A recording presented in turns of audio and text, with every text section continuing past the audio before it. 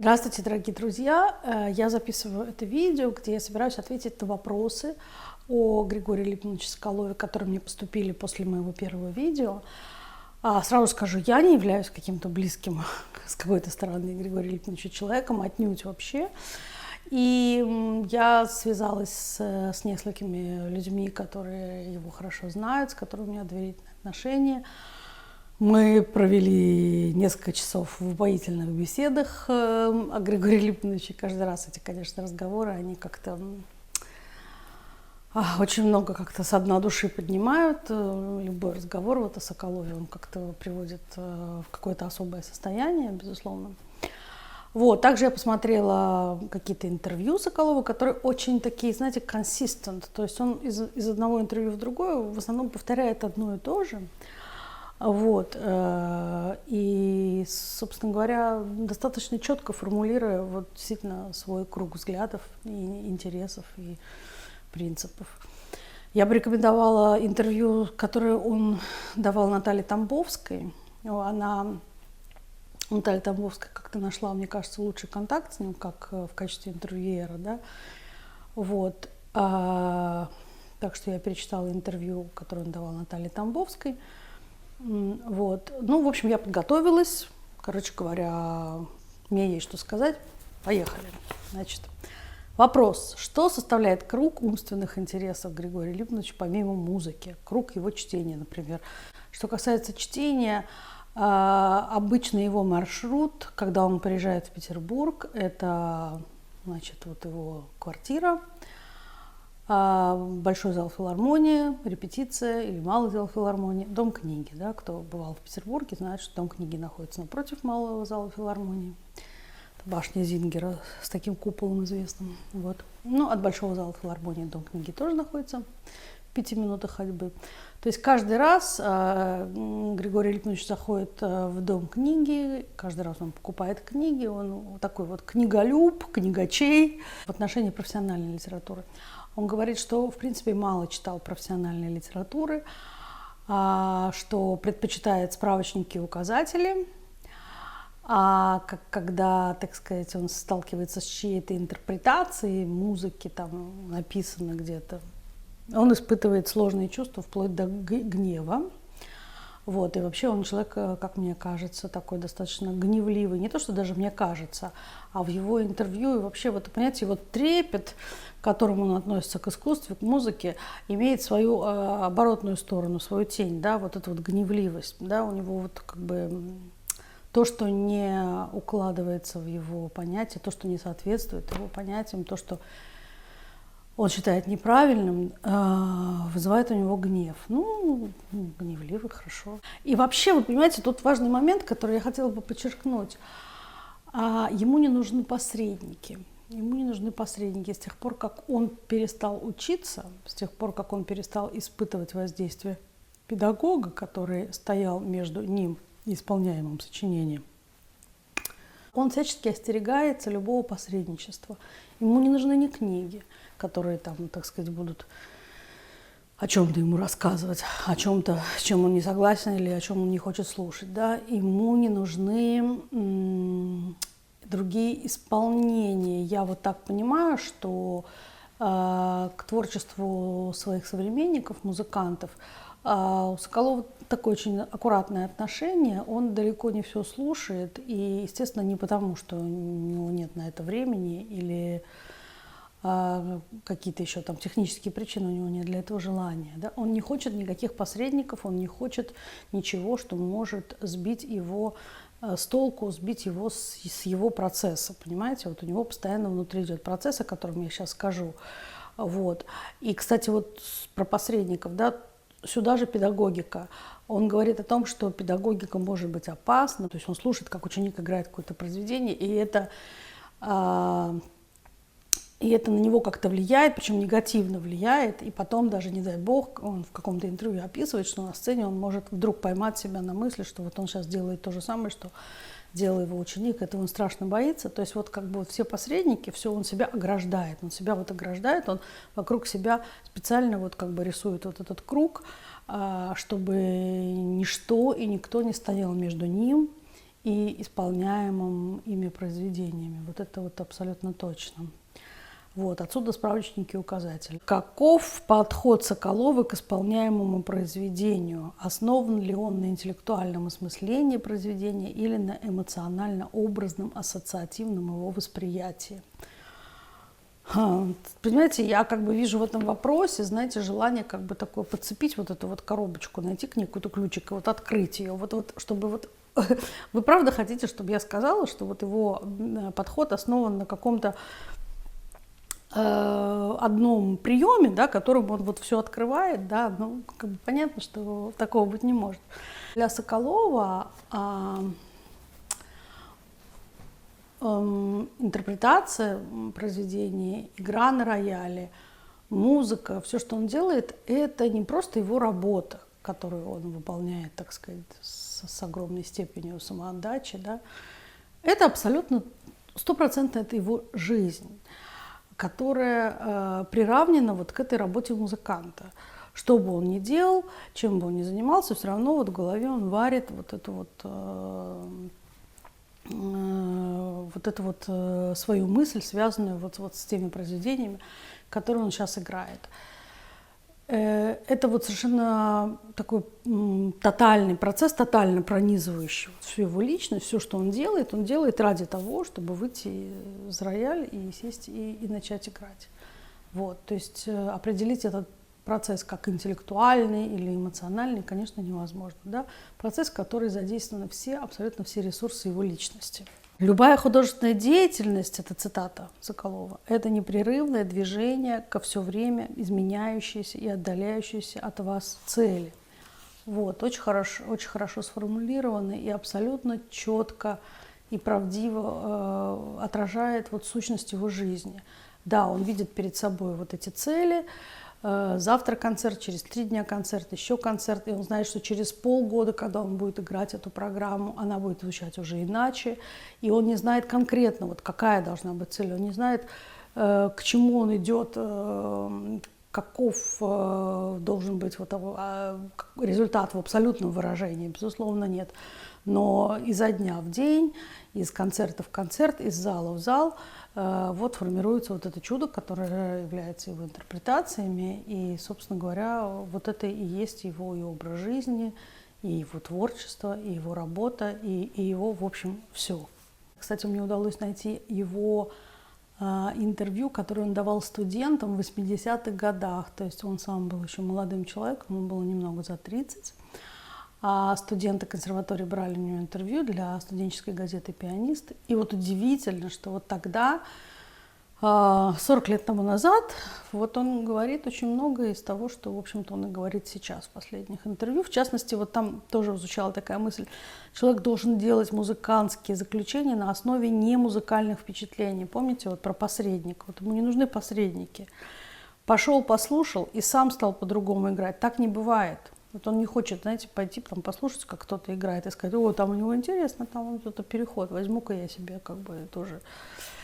Это не его, так сказать, стиль работы. Пошел в лес, стал по-другому играть. Человек живет, меняется, а значит, меняется его интерпретация. Вот тоже цитата. Интерпретация пьесы меняется не потому, что вы берете большой фонарь и начинаете что-то в ней искать, а потому что вы сами все время меняетесь. Вот понимаете, есть некоторые музыканты, у меня такое впечатление, что они вот утром встали, сделали зарядку или там комплекс йоговской гимнастики, да, сели с партитурой и начали, так сказать, что-то придумывать. Чем-то надо удивлять, да, ну, вот они начинают придумывать, а что вот мы сейчас, вот давай вот здесь вот мы что-нибудь придумаем, вот там вот еще. Вот, это как бы противоположно тому жизненному процессу, который является основой творчества, да, как это происходит, вот, скажем, у великих действительно музыкантов, да, когда, то есть они не с фонарем что-то ищут там специально, чтобы удивить других, вот, а это результат вот каких-то постоянных внутренних изменений.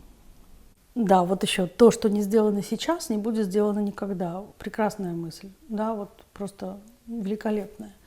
действительно, и, мне кажется, относится не только к музыкантам-исполнителям. Это, опять же, про то, что человек ежесекундно меняется, и то, что он может сделать сейчас, он может сделать сейчас. Завтра будет новый день, и, возможно, завтра это уже будет не актуально, или, возможно, для человека это будет уже неинтересно. Или и то, и другое, или человек уже будет другим, и тогда он сделает не то, что он хотел вчера, а то, что он... В общем, поезд ушел. Вот это надо как бы всегда понимать, да, что то, что не сделано сейчас, этот поезд ушел. Дальше вопрос. Григорий Липманович замкнулся в очень небольшом круге авторов, при том, что интересных композиторов тысячи. Интересно. Тысячи, да? Окей. И речь не только о Листе и листоподобных авторах, хотя «Грезы любви» или «Третье утешение» должны были бы прозвучать в его исполнении гениально, но он не играет Скарлатти и так далее, и так далее. Вот, по поводу репертуара, значит, вот опять же, надо сказать, что репертуар Соколов приобретал с детства, с ранней юности постоянно. Он постоянно находится в процессе приобретения и работы над репертуаром. Он знает фортепианный репертуар от и до. Ему известны, безусловно, в мельчайших деталях не только произведения основных авторов, которые писали для фортепиано, но также и сочинения многих композиторов, выходящих как бы за рамки. В частности, Комитаса, например, да, с музыкой которого у Соколова был страстный роман. Он абсолютно влюбился в музыку этого композитора. Это армянский композитор начала XX века. Вот. И Соколов изучил полное собрание его сочинений, изданное в Армении. Там было предисловие на армянском языке, достаточно длинная такая научная статья о Комитасе. Он попросил аспирантку консерватории, которая могла читать по-армянски, он попросил, чтобы она перевела ему это предисловие. Ему все это перевела. Он невероятно остался ей благодарен, всегда, так сказать, ей оставляет билеты на все концерты.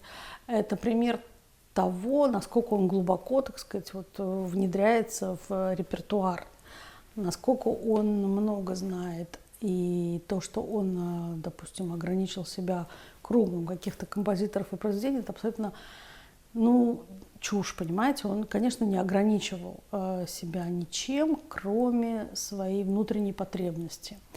Значит, понимаете, это же не так, что вот он закончил сезон, а потом быстренько пошел учить новую программу, да, чтобы играть ее в следующем сезоне. Это абсолютно не так. Все эти произведения, они все у него в руках, он их всех играет, он о них обо всех думает. И в какой-то момент он понимает, что вот в следующем сезоне он хочет играть это произведение. Затем он думает о том, каким образом составить программу. Опять же, вот составление программы, да, многие интересуются, как он составляет программы, и даже какие-то свои гипотезы выдвигают, да, вот почему вот он играет вот это произведение с этим, там какие-то исторические параллели и все прочее. Я совершенно не собираюсь об этом рассуждать.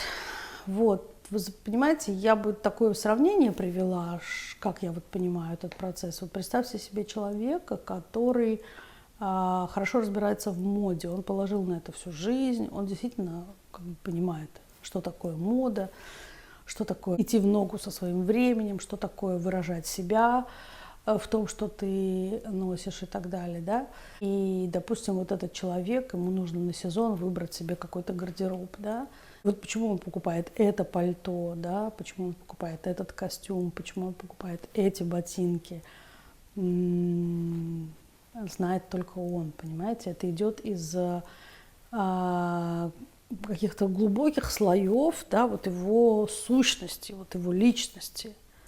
В этом выражается его отношение к миру, его отношение к себе, его душевная жизнь. А если мы говорим не о вещах, да, бездушных, хорошие вещи тоже имеют душу, безусловно. Но если мы говорим о музыкальных произведениях, это все-таки какая-то более высокая, наверное, материя, хотя не знаю. Вот, то, понимаете, это вот как бы это внутренняя жизнь человека, да, внутренняя жизнь его души, Вот так он составляет свои программы. И сказать, что он как-то в чем-то замкнулся, это, мне кажется, в корне неверно. Составление программ – это вот какой-то такой очень интимный внутренний процесс. Почему вот он хочет играть это с этим. И вообще я уже давно как-то поняла, что единица измерения для Соколова – это концерт.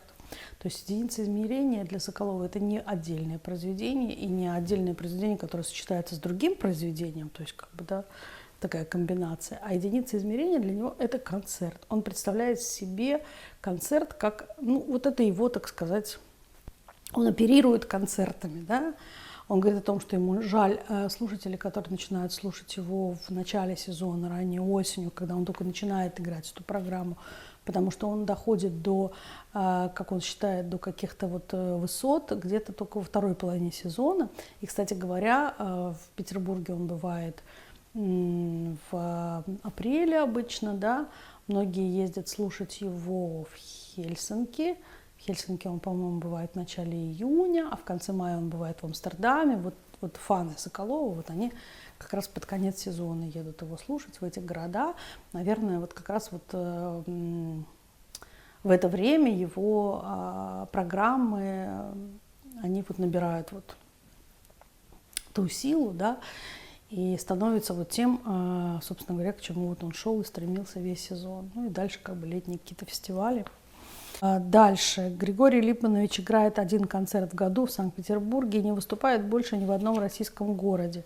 При этом часто выступает в небольших европейских городках, которых и на карте ты не найдешь. Почему его нельзя упросить выступить хотя бы в городах, имеющих консерватории?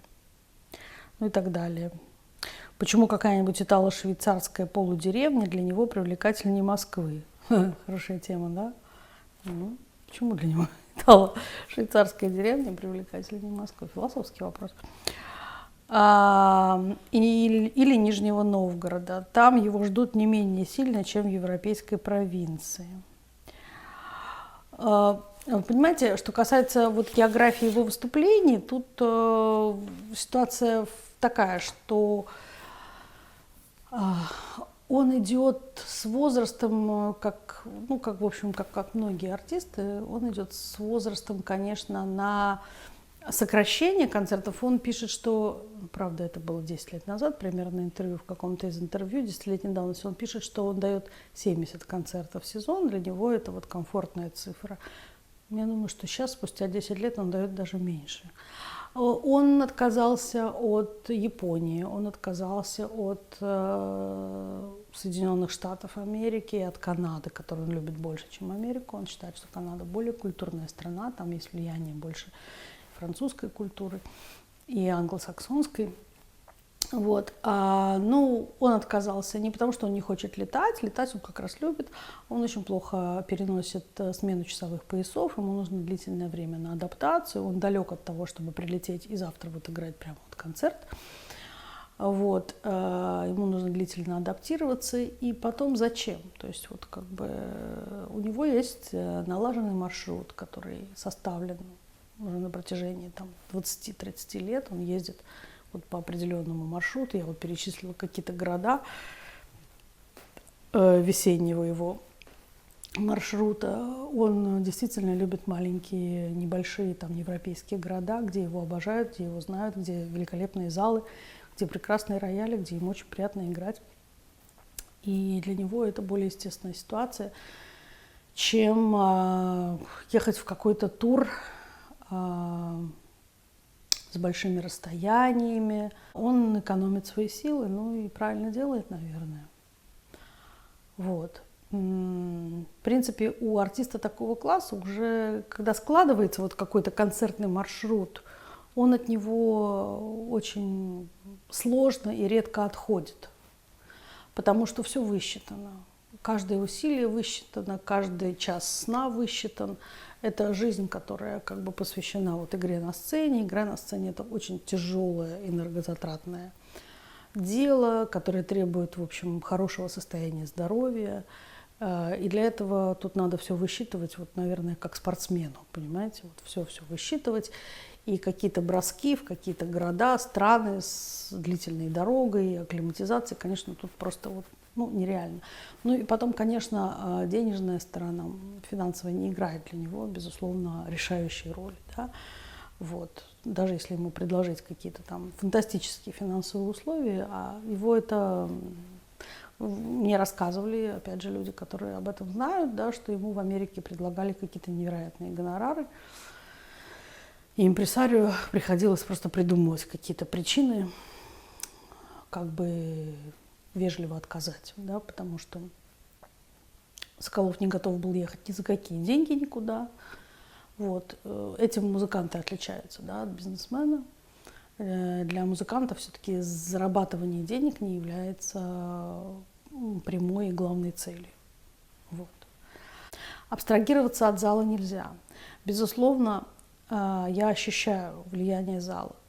Но эта связь односторонняя. Влияние на зал идет от исполнителя. И вот, кстати говоря, это то, за что я его не очень люблю, да, вот за его отношения с публикой. За то, что публика для него, вот мы все, которые сидим в зале, да, мы для него это вот какие-то статисты, которые наполнили зал. Он пришел, он дал нам все, что он мог, а мог он немало, безусловно, дать. Но ему абсолютно не важно, что мы, так сказать, думаем и чувствуем по этому поводу. И вот это действительно не важно. Он будет играть свою игру, он с нами не вступает ни в какую коммуникацию. Еще раз, вот, и это то, что меня напрягает в нем, да, это то, что мне в нем не нравится. Конечно, наверное, это глупо говорить, потому что Соколов — это такая фигура, которую, ну, надо принимать таким, как он есть. Ну, собственно, я его и принимаю таким, какой он есть. Но, опять же, какие-то черты меня в нем восхищают, а какие-то стороны, вот они мне просто не близки и даже меня, в общем-то, пугают, да, вот его такое полное равнодушие к залу, такое, я бы сказала, холодно-уважительное отношение, да, с которым он кланяется, садится за рояль, и все, мы его не интересуем. Вот. Ну, таков он, да, что скажешь. Вот сам Соколов обладает колоссальным влиянием, даже вот как бы в детстве я чувствовала, как, понимаете, даже вот в самых отдаленных складках портьер в зале, да, вот он раньше играл в капелле, вот в капелле много там всяких складок и портьер было там в зале, я даже оборачивалась на них, понимаете, мне казалось, что вот он прямо вот там вот прям находится. Вот такое у него, конечно, вот присутствие, да, такой эффект присутствия во всем зале. И при этом публика его совершенно не интересует, да, вот абсолютно не волнует. Ну что, я надеюсь, я смогла порассуждать на какие-то темы, приведя высказывания самого Соколова, приведя высказывания и впечатления людей, которые его хорошо знают, а также мои собственные впечатления, мой опыт. Вот. Любая беседа на тему Соколова, она делает нас лучше, умнее, я верю в это. Она помогает нам лучше понять и искусство, и музыку, поэтому я благодарю вас за то, что вы смотрите, за то, что вы разделяете мой интерес. Спасибо вам. Подписывайтесь на мой канал, ставьте лайки и будем на связи. Пока-пока.